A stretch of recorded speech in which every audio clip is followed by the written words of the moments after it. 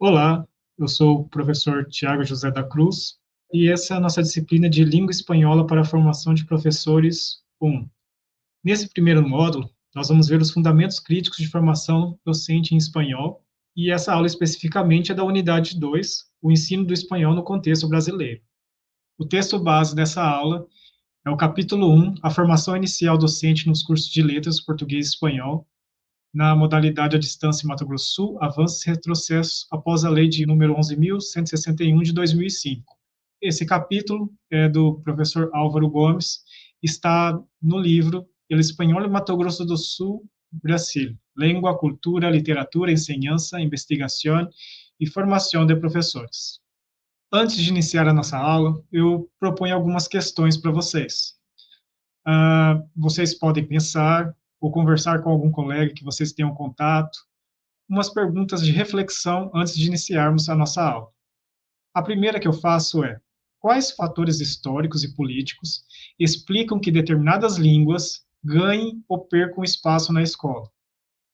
Nós estamos falando ali a língua materna, que é a nossa aqui, a nossa língua oficial, que é a língua portuguesa no Brasil, mas nós temos as línguas estrangeiras também. De sobremaneira, o inglês domina nas escolas aí de ensino básico, mas há algumas também que adotam aí a língua espanhola. Como que você pensa que processos históricos e ou políticos explicam que o inglês ou o espanhol eles avancem no espaço da escola ou eles percam esse espaço? A segunda pergunta para reflexão é: o ensino de línguas no Brasil segue uma lógica pedagógica, econômica ou geopolítica? Ou seja, ensinar línguas no Brasil, principalmente línguas estrangeiras, que é o nosso foco dessa disciplina e dessa aula, é mais por questões pedagógicas, é por questões econômicas ou questões geopolíticas, ou os três juntos? A pergunta número 3 que eu quero que vocês reflitam é: como a formação de professores influencia diretamente a possibilidade de consolidar políticas linguísticas? A formação inicial do professor e a formação continuada, depois que o professor se forma, a formação continuada que ele tem, vai influenciar diretamente a consolidação de políticas públicas? E se sim, como que isso acontece? E a pergunta número 4 que eu faço a vocês é: em que medida o professor pode ser concebido como autor de processos históricos, como a expansão ou retração do ensino do espanhol? Na unidade 1, vocês viram essa questão do professor autor. E aqui na unidade 2, eu retomo esse conceito e pergunto para vocês como que o professor pode ser concebido como autor nesses processos históricos de expansão ou retração do espanhol. Se você quiser pausar um pouco esse vídeo e pensar antes de seguir, comentar, discutir com algum colega, fique à vontade. Vamos continuar aqui a nossa aula. Primeiramente, a ideia central do texto que nós estamos trabalhando mostra que o ensino do espanhol teve um ciclo claro. Teve o seu momento de ascensão, que ficou entre o período de 2005 a 2016, com políticas públicas, com a integração regional e principalmente a Lei 11.161 de 2005, mas houve um momento de retrocesso que foi a partir de 2016, com a reforma do ensino médio, com a medida provisória 746 barra 2016 e a revogação da Lei 11.161. Assim, na concepção de professores autores, as políticas linguísticas também dependem das agências de sujeitos, como universidades, professores, gestores e formuladores de política. Se você é um professor autor, você é um agente para essa transformação dos estudos de uma língua estrangeira, para a aplicação da língua estrangeira. Mas não é só você como professor autor para fazer isso. Nós precisamos de outras agências dos sujeitos, como universidades, gestores e formuladores de políticas públicas, em especial políticas linguísticas. Falemos agora sobre o período de ascensão do espanhol no Brasil. Esse período de ascensão, ele começou no ano de 2005, mais fortemente, e se estendeu até 2016. Houve alguns fatores que possibilitaram isso, essa expansão do ensino do espanhol, essa ascensão do ensino do espanhol no Brasil. Uma delas é a integração regional entre o Mercosul, dos países integrantes do Mercosul, e os países integrantes da Unasul. O espanhol, ele foi encarado, foi visto como uma língua de prestígio continental. Nós temos aqui na América Latina, com a exceção do Brasil e da Guiana Francesa, nós temos aí países cuja língua oficial é o espanhol. Então, o espanhol, principalmente na América Latina, na Hispanoamérica, na Latinoamérica, tem esse prestígio continental. E também há interesse político e econômico do Brasil nessa liderança regional. Para o Brasil, com sua capacidade econômica, seu poder econômico e político que ele pode exercer em outros países latino-americanos, para ele ocupar essa liderança regional, ele tem que se apropriar também dessa língua, os seus agentes devem ocupar dessa língua, que é a língua espanhola, a língua dos nossos países vizinhos aqui, nossos países hermanos. Os movimentos fundamentais que possibilitaram essa expansão da língua espanhola no ensino do Brasil, a primeira delas é a Lei 11.161, de 2005, que foi a primeira e única lei específica para uma língua estrangeira, no caso espanhol, no Brasil. Com a criação dessa lei, a Lei 11.161, nós temos aí a valorização do espanhol, a oferta do espanhol como obrigatória nas escolas do Brasil, nas escolas de ensino básico. Nós temos também a criação, em 2006, da UAB, que é a Universidade Aberta do Brasil, que possibilitou a ampliação da formação inicial do docente.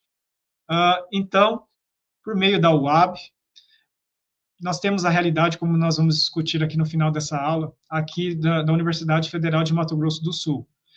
No estado, nós temos alguns campi da Universidade Federal, mas algumas cidades do interior, principalmente as menores, não têm essa unidade, esse campus da universidade. Então, com a criação da UAB, da Universidade Aberta do Brasil, e as possibilidades da educação à distância, propiciou que cursos de letras, principalmente português e espanhol, habilitação de português e espanhol, chegassem a essas cidades interioranas, possibilitando a formação de professores de espanhol e a consolidação e a permanência desses professores nessas cidades, atuando nas escolas, dando aula de língua espanhola. E nós também temos a criação da UNILA, que é a universidade com foco na integração latino-americana. Ela fica ali na região de Foz do Iguaçu, numa região tríplice de fronteira, que é Brasil, Paraguai e Argentina. Assim como o PPP autoral da Escola Municipal de Ensino Fundamental Francisco Sérgio, que nós vimos lá na aula 1, em Aracaju, Sergipe, que organizou as suas práticas e, a partir de princípios teóricos presentes no PPP da escola, a Lei 11.161, de 2005, também organizou todo o sistema educacional a partir do princípio de que a integração latino-americana ela vai demandar políticas linguísticas. Então, se o Brasil queria ocupar essa posição de liderança regional, político-econômica, ele precisava fazer essa integração latino-americana. E essa integração também é consolidada, é propiciada por meio de políticas linguísticas. Vamos falar agora especificamente, mais aprofundadamente, sobre a Lei 11.161, de 2005, seus efeitos e os seus desafios.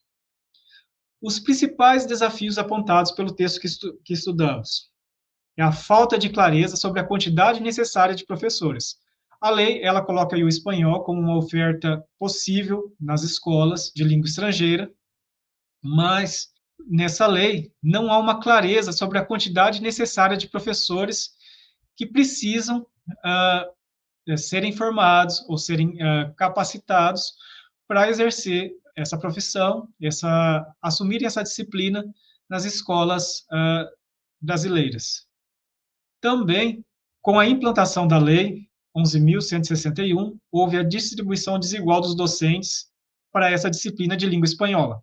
Ou seja, houve uma maior concentração na região sul, em outras regiões do Brasil, há uma desproporcionalidade com relação a esses professores, e se relaciona também com o tópico 1 dessa parte que nós estamos vendo. Não ficou claro qual é a quantidade necessária de professores que se precisaria em cada região. Houve também uma logística e uma implementação variável entre os estados. Os estados aí que estavam aderindo ao UAB, que estavam formando professores de língua espanhola, alguns, ou a maioria, não se preocuparam com essa logística de implementação. Houve a implantação dessa lei, mas, principalmente ao início, faltaram logísticas e implementações que possibilitassem essa distribuição mais igualitária dos docentes nas mais variadas regiões. Essa lei também, obviamente, teve seus pontos positivos. Ela impulsionou a criação e a expansão de cursos de letras, principalmente letras português e espanhol, porque o Brasil precisou de professores que atuassem nessa disciplina. Houve também o estímulo às licenciaturas do português e espanhol, especialmente na EAD. Cursos presenciais, houve nas universidades, onde existia campi das universidades, mas também, com a Universidade Aberta do Brasil, houve a interiorização dos mais variados cursos, e no nosso caso aqui, que estamos discutindo, dos cursos de letras, licenciatura português e espanhol.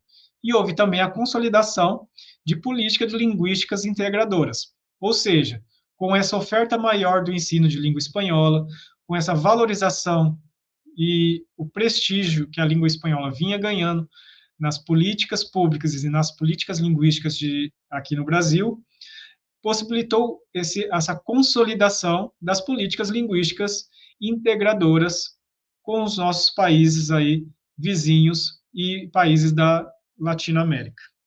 Com relação ao UNILA, ela foi criada em 2010 na tríplice fronteira entre Brasil, Paraguai e Argentina. Ela tem um ensino obrigatório de português para estrangeiros e espanhol para brasileiros. Então, a UNILA, que está aí presente na região de fronteira entre Brasil, Paraguai e Argentina, ela recebe tanto estudantes vindo do Paraguai, da Argentina, do Uruguai, de outros países aqui da América do Sul, principalmente, mas também recebe os brasileiros.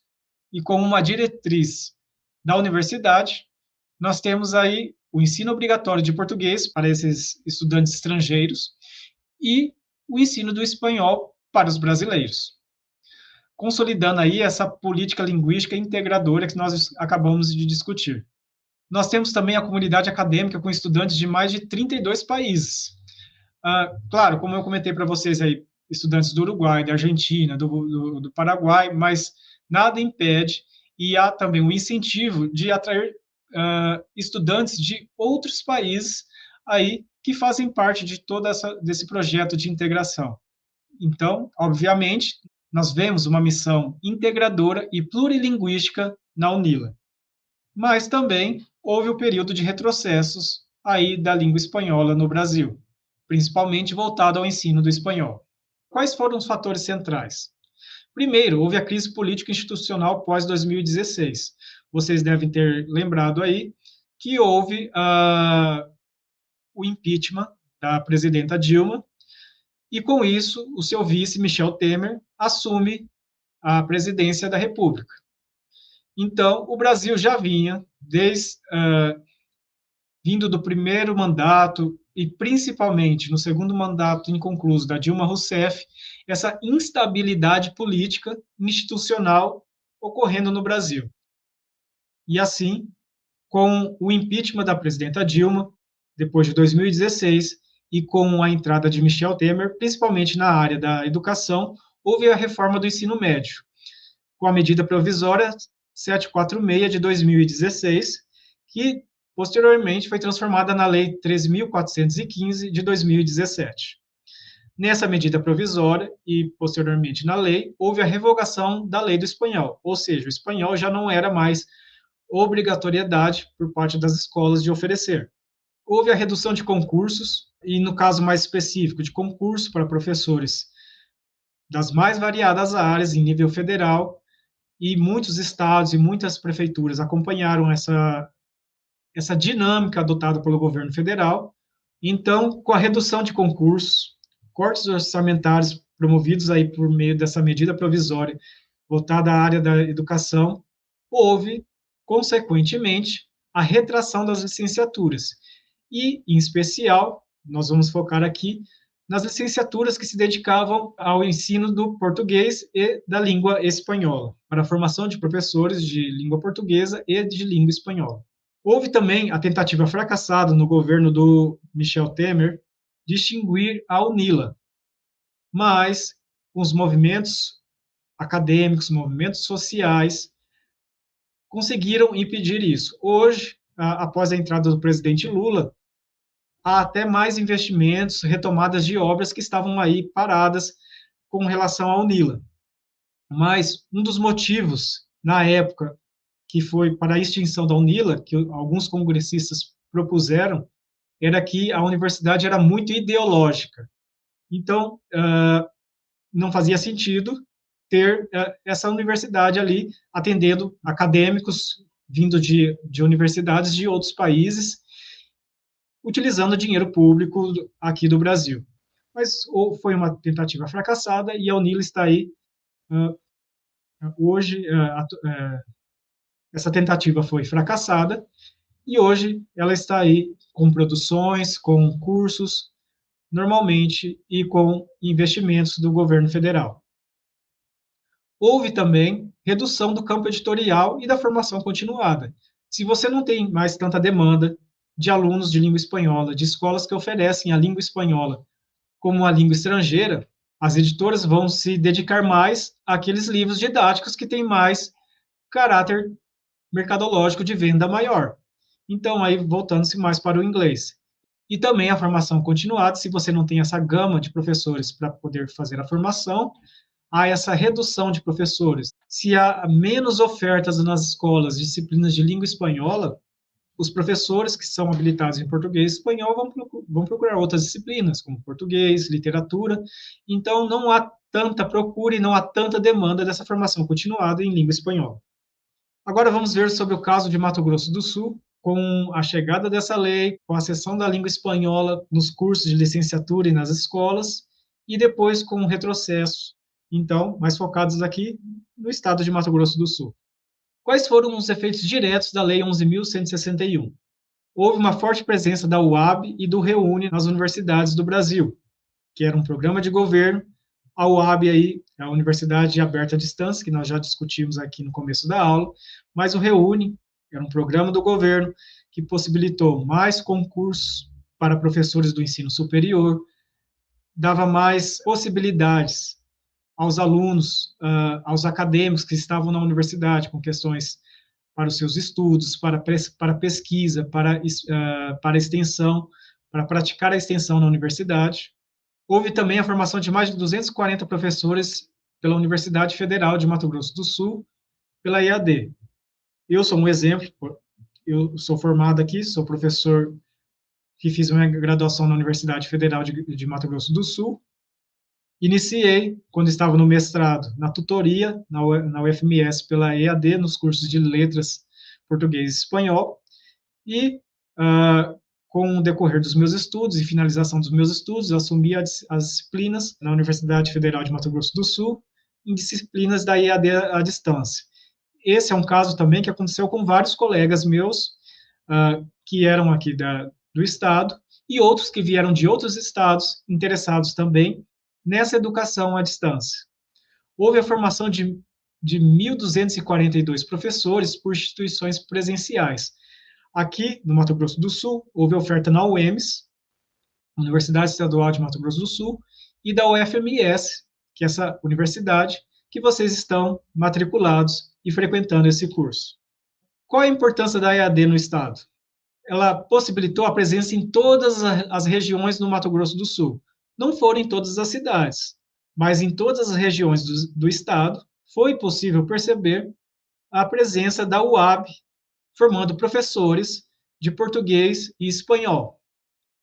Muitos alunos, por exemplo, podemos dizer o Polo de São Gabriel, ou o Polo de Bataguaçu, o Polo de Rio Brilhante, em que havia alunos de outras cidades, às vezes de outros estados, que se dirigiam a esse polo, que não era de uma distância muito grande, mas se dirigiam a esse polo e conseguiam aí fazer seus estudos e se formaram por esses polos, por meio da UFMS EAD.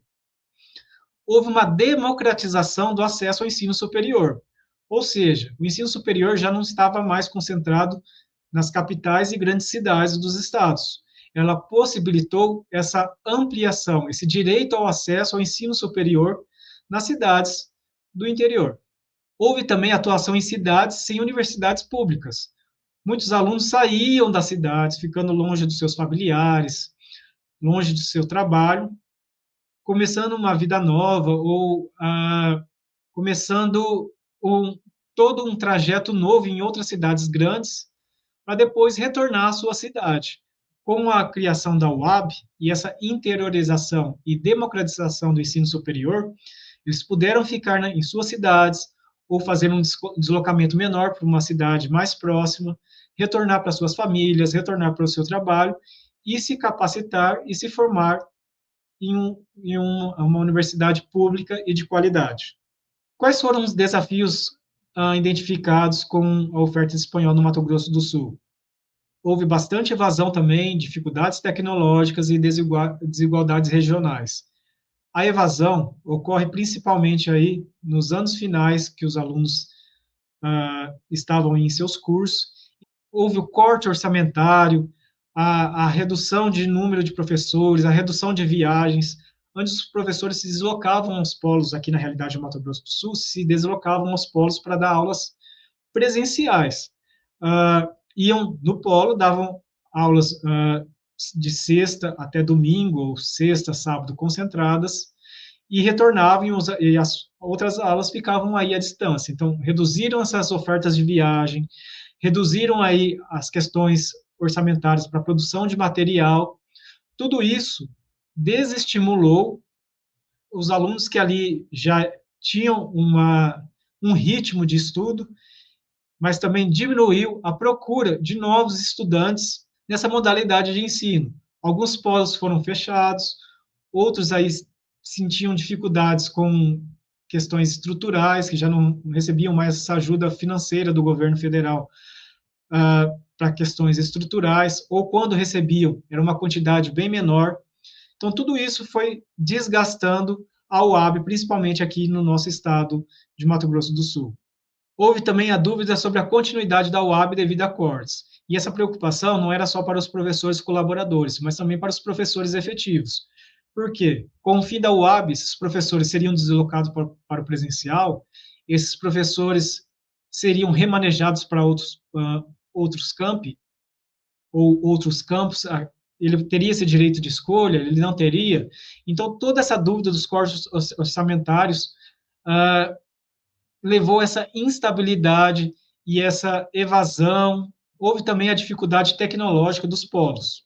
Muitos, à época, tinham internets que eram de 2 megas só, a capacidade de 2 megas, e travava muito, não se escutava muito bem o áudio, pedia para se gravar as aulas, mas aulas gravadas, mesmo eles assistindo depois, assistindo, não teria aquela interação com uma aula ao vivo que eles teriam com o professor.